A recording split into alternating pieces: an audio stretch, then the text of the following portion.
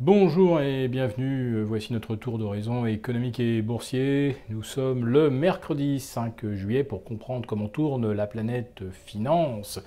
Et elle continue de tourner malgré les essais balistiques coréens que j'évoquais hier. C'est sur la bourse au quotidien et nulle part ailleurs. Et l'épisode du jour s'intitulera « Hollande, sors de ce corps !» Je fais naturellement allusion au discours d'Édouard Philippe, qui ne fait que reprendre les directives d'Emmanuel Macron.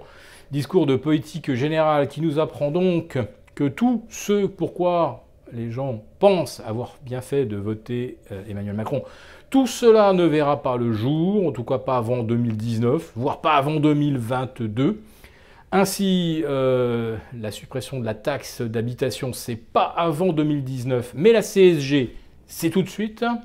La baisse de fiscalité sur les valeurs mobilières, ce qui nous concerne et vous concerne au premier chef, vous qui détenez un portefeuille d'actions ou d'obligations, eh bien, pas d'abaissement à 30% avant 2019, mais la CSG qui s'applique également sur les placements, c'est pour tout de suite. La hausse du paquet de cigarettes de 7 à 10 euros, c'est-à-dire 40% de hausse à l'horizon 2020, ça va également avoir lieu. L'alignement du prix du diesel sur l'essence, voire sa surtaxation, là aussi, c'est pour tout de suite. Donc, aucune baisse de charge, aucune baisse de la fiscalité sur les placements, mais immédiatement des frais en plus de CSG. Bon, si vous ne fumez pas, vous n'êtes pas concerné, mais quand même, ça risque de coûter cher.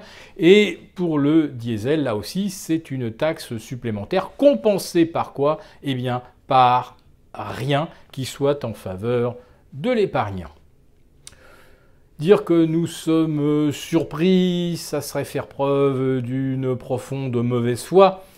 Mauvaise foi qui serait comparable à celle de M. Édouard Philippe, faisant semblant de découvrir les 8 milliards de déficit supplémentaires laissés par l'administration Hollande, dont un ministre de l'économie aujourd'hui est devenu le président de la France. Donc faire semblant avec effroi de découvrir des déficits pour enterrer toutes les réformes en faveur des épargnants et au contraire augmenter la fiscalité, tout cela nous rappelle furieusement la stratégie appliquée dès le début de la mandature Hollande, en découvrant le trou gigantesque laissé par l'administration Sarkozy.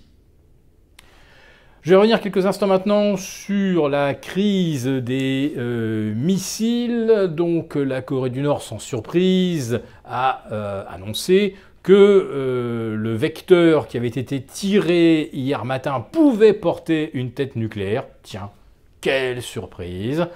Et immédiatement, M. Trump s'en est pris aux Chinois. Mais que font-ils? Bon sang, qu'attendent-ils pour mettre la pression sur Pyongyang? Ce en quoi il n'a peut-être pas tort.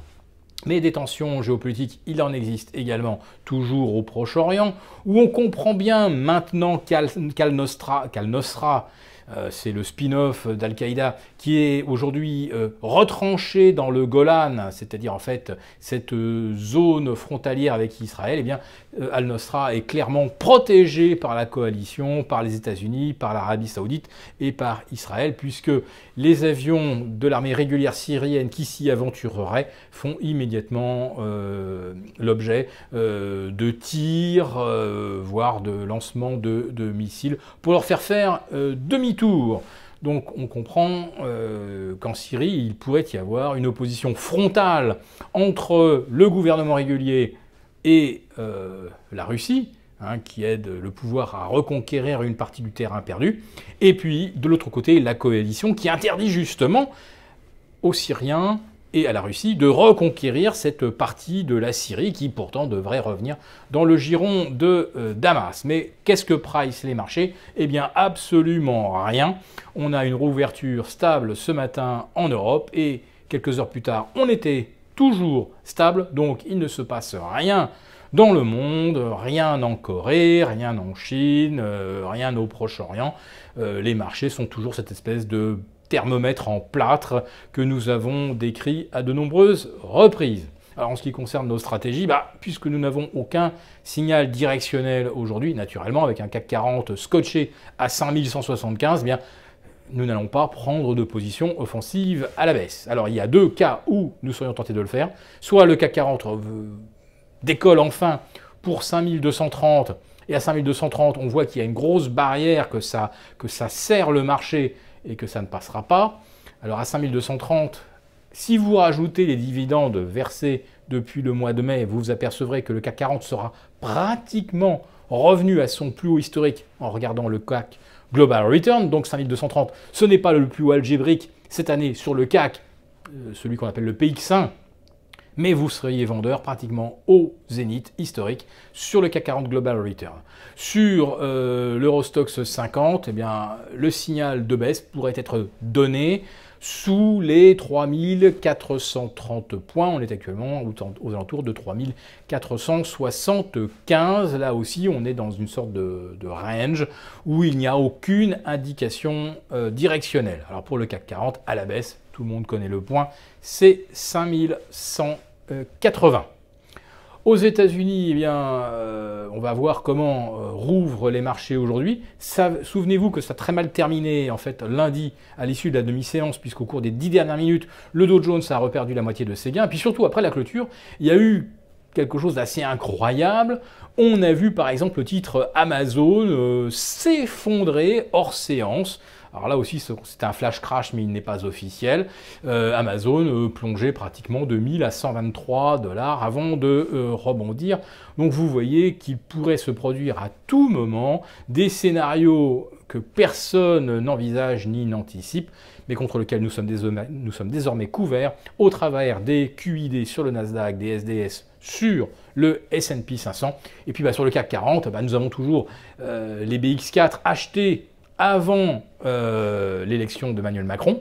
Et rappelez-vous que le 18 avril, le marché a explosé de 4% parce que le programme de Macron, c'était moins de fiscalité sur le capital, c'était une baisse des taxes. Regardez aujourd'hui, on a une inexécution totale de son programme, lequel ressemble à celui de François Hollande, d'où le titre « Hollande sort de ce corps ».